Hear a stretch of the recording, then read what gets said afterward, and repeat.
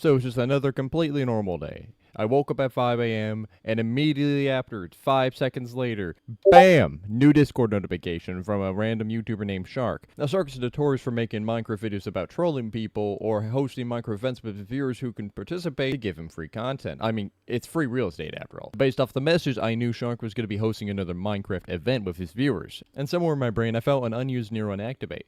And it told me, Snowstorm, this is a perfect golden opportunity to troll some people. And I'm like, no, get out of my head. That feeling is kind of like an intoxicating worm almost, you know, it just doesn't go away. It's like a parasite that just stays in your head. So I ultimately succumbed to the overwhelming pressure that which my newly activated neuron bequeathed to me and said, that's hilarious, I'm in. First game mode is going to be a game mode in 1v1s against another random player. But as always, there's a twist. When you go to duel your opponent, you have to use the items you found within a given area. This does result in the odds favoring some people and not favoring the other, because one person get a full set of diamond armor, whilst the rest get nothing, leather boots, yada yada yada. Because the most efficient way of eliminating the competition is just as it seems, by eliminating the competition. But you see, I had a strategy in mind that allowed me to bypass this basically false sense of security. And I remember that the majority of humans are actually lazy. So by calculating this, we could tell that the average amount of people will go for the closest houses first. Just basic human psychology, in hopes or in spite of that other people will not get the closest items, but rather you will.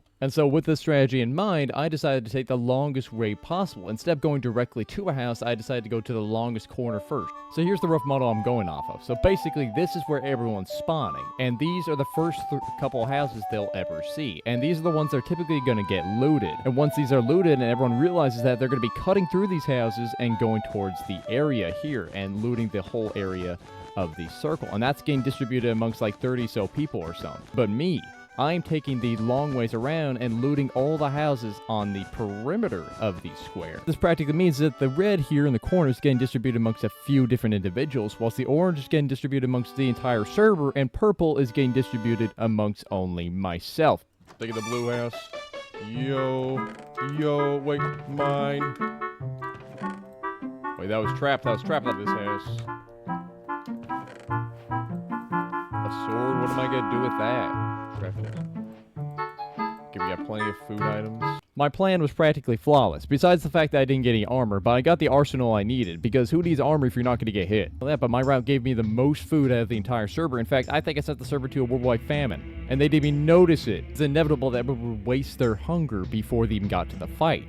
And so if they waste their hunger, they either A, starve, or B, can't run. Not too long after, we were brought to little arenas, I'm not even sure they call this an arena, more like a hallway. And I had no idea who was on the other side, nor how geared they were, but I was at extreme disadvantage since I didn't have a shield. In fact, I had no defensive items whatsoever. So if I wanted to fight and win, I'd have to fight offensively. The guys would be having no armor, the opponent may fall into this false sense of security, knowing that they might be able to kill me within like 2 shots. That's exactly what I wanted. Honor about this. Who am I fighting against? Mr. Waffle? Am I gonna get absolutely destroyed by this man? And not soon after, the walls preventing us from going at each other's throats finally collapsed.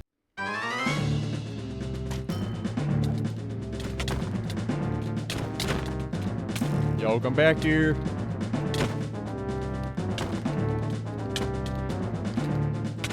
And die. Why would you... Is efficiency 5, why would you attack us with a shovel? Okay, guys, they just be working. Oh, no. Oh, no. No, I want to fight again. I want to fight again. Please, let me fight again.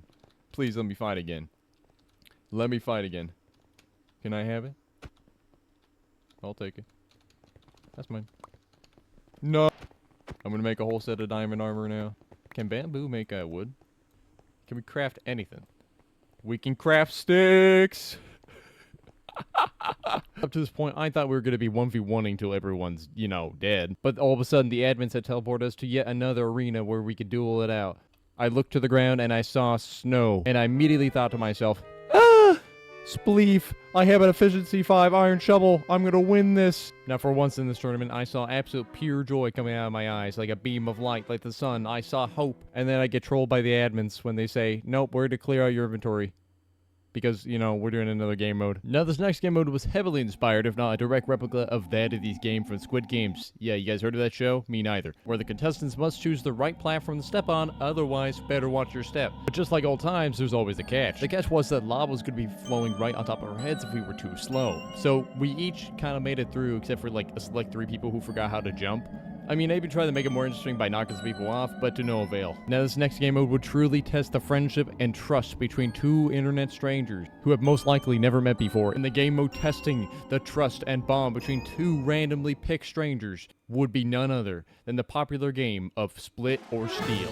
So the way this game mode works is that there's 2 players and 2 different colors, green and red. And by choosing green, you are choosing that you want to trust the other player that they will not steal. Whilst if you choose red, you want to steal from the other player in hopes that they would choose green. And if this is indeed the case, then the guy who chose green will be eliminated.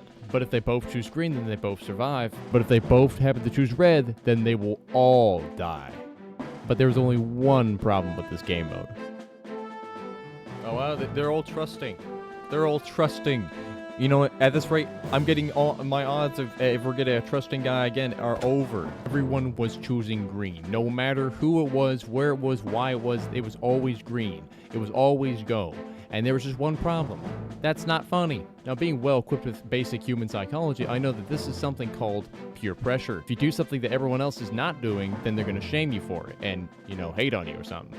So it forces people to always choose green. One by one, everyone decided to choose trust, and then eventually came my turn. Now, will I follow in the same footsteps as my friends, or will I step aside in the snow? I think you all know.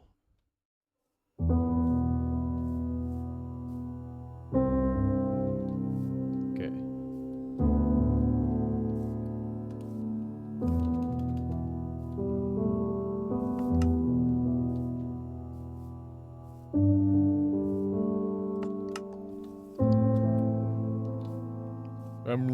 I'm ready.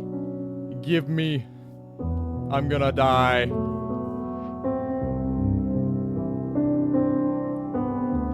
Yo. No. Please. Don't. No. No. No. Agent Butter. I'm sorry.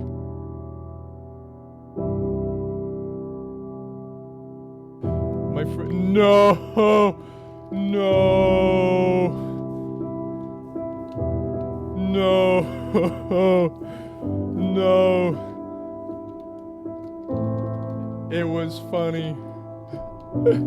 No. Now, the chat was actually going crazy and actually proved my prediction about human psychology. They would try to shame me and try to peer pressure me into doing something drastic. I mean, such as picking green. Like, imagine picking green. Come on, you guys all knew it was coming. But you see, it's just so much easier to do what everyone else is doing. Fit in with the crowd and whatnot. They're all mad at me. Subscribe. I'm getting bullied. These guys have all chosen together. They've all... They're all hating on me. They want me dead. Now, there's one problem with always choosing trust. And that problem is that they have fallen directly into Shark's trap. Now, whilst I was in the glass cage, I had noticed that the people who had both chosen trust were put into teams of 2. Notice I'm intentionally partnering everybody together with the person they picked so they can go up against each other. Both teams have to come to a consensus of what they want to do, either split or steal. But after Shark had done this, I had noticed a bit more stealing occurring. That's it, that's it, that's it, that's it, that's it! Oh. So this is suggesting that humans are more comfortable making different choices that are normally frowned upon by many, only when somebody out there, when given the chance, would make the same choice, knowing that they would not be alone in making that choice. And soon it became my turn again, where I would have to face off against 2 other individuals, all by myself.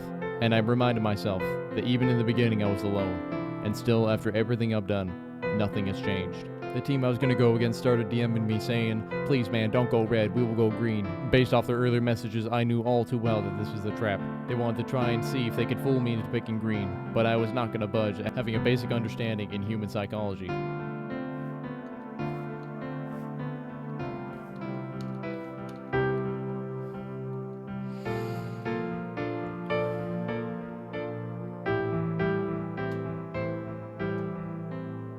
The worst that can happen is if we both die.